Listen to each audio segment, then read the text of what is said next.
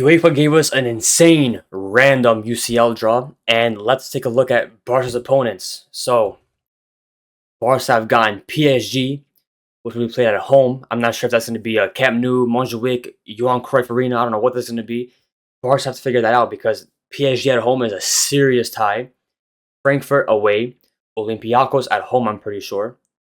Copenhagen away. I'm not sure how these away and home work, but Chelsea, Club Brugge, Slavia Praha, and Newcastle. I know Newcastle and Chelsea are definitely away, so two ties in England for Barcelona.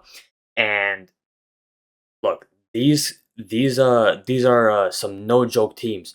On the face of it, it's a bit of a slightly easier draw for Barcelona in comparison to what PSG's draws, for example. Let's take a look at it. So PSG's draw, for example, they got Bayern, Barca, Atalanta, Leverkusen, Tottenham, Sporting, Newcastle, Club Bilbao. Not one easy game here for PSG. Like this is like I looked at this when I saw it live, and I was like, "There's no shot this is real. Like, there's no way this is real," but it is. So this is Barca's draw. It's a bit weaker, but the point is that all these teams here, no one necessarily has an easy draw. And if there is an easy draw, it's because you're that good of a team. It's not because the opponents are that easy. This is the Champions League. You get two strong teams no matter what. You get two medium tier teams no matter what. It's a very, very tough draw for everybody involved. And look, Barcelona have very interesting opponents. Now, look, PSG at home. This is what was supposed to be the UCL final last season. At the end of last season, PSG versus Barca. It didn't happen, and it's happening now. I want to see how this game fares out because look, both these teams currently, with the way they've started this season, they haven't really looked up to par with what they really showed at the end of or in their primes last season. But both teams are so insane. Both are considered amongst the best in the world, and that's going to be an insane matchup. Frankfurt is going to be a big matchup. That's one of the teams that can cause Barca some serious issues, like no joke, serious issues. And look, they lost their best players in Marmouche and Ekitike, but they still have a very strong team, and they know how to handle like big ties. They know how to go into it and at least put in a good performance. Olympiacos is whatever. Copenhagen is whatever. Chelsea away at the Stamford Bridge. This is a historic tie. 05-06 when Messi got clobbered by Mourinho's men because that was their plan. Ronaldinho scored the insane goal. That was insane. The Iniesta goal at Stamford Bridge, 2018 when Messi scored the equalizer against Chelsea. This is a historic tie, and look, that's going to be very interesting to watch at the Stamford Bridge again. This now it's a new era of this. We got Pedri instead of Iniesta. We got Palmer instead of Hazard, for example. So it's going to be very interesting to watch. But tough opponents. Club Brugge can cause issues, whatever. Slavia Praha, whatever. Newcastle at St. James Park is going to be a very, very, very interesting tie because they gave Liverpool some issues in the last game in the Premier League. And in my opinion, Barca and Liverpool have very similar issues in terms of how they have performed so far this season and squad issues and setup issues. And so let's go to SofaScore here real quick. And in general, they're very similar teams, and it's going to be interesting to see how that Newcastle game looks. Now, if you go to Barca's squad, I've reviewed this already, but Barca did not perform well, in my opinion, from what I saw, in the first two games of the season against Mallorca and against Levante. So, how will they fare in this draw, in this group stage? I don't want to give a direct prediction yet because I want to see if Flick makes any adjustments because I think even he's not happy with how this team performed so far in the start of the season. So I think he's gonna make some adjustments. I think he wants to have Bernal back, especially. He's gonna be very important. It's gonna be tough to get him back into fully fit for matches and up to the pace of the game because he had an ACL injury.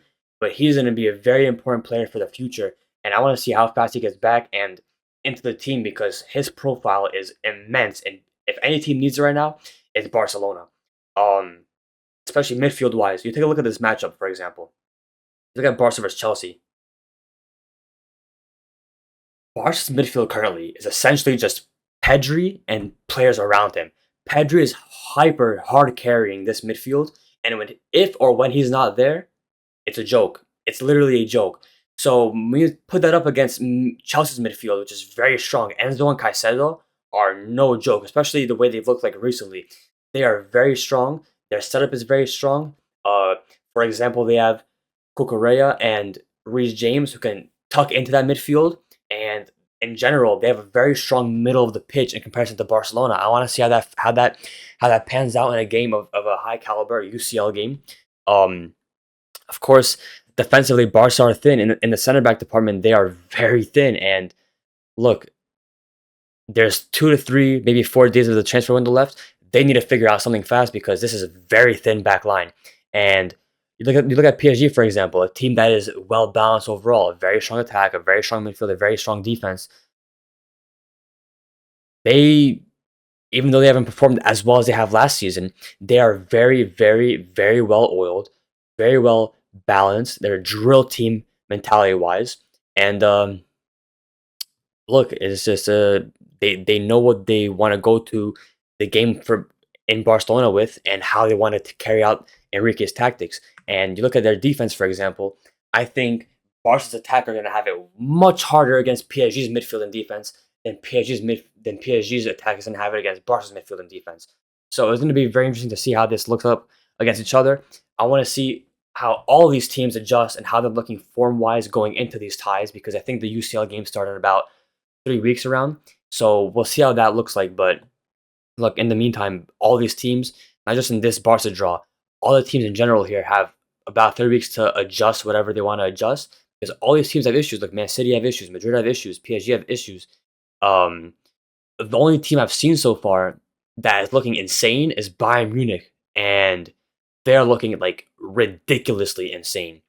And yes, you can say that it's a Bundesliga, they don't really get tested, but in comparison to what I've seen from them in general recently, they're looking insane. So that's the only team I've seen with like the least issues. Arsenal have attack issues. Barca and Liverpool have similar issues in terms of defending transitions.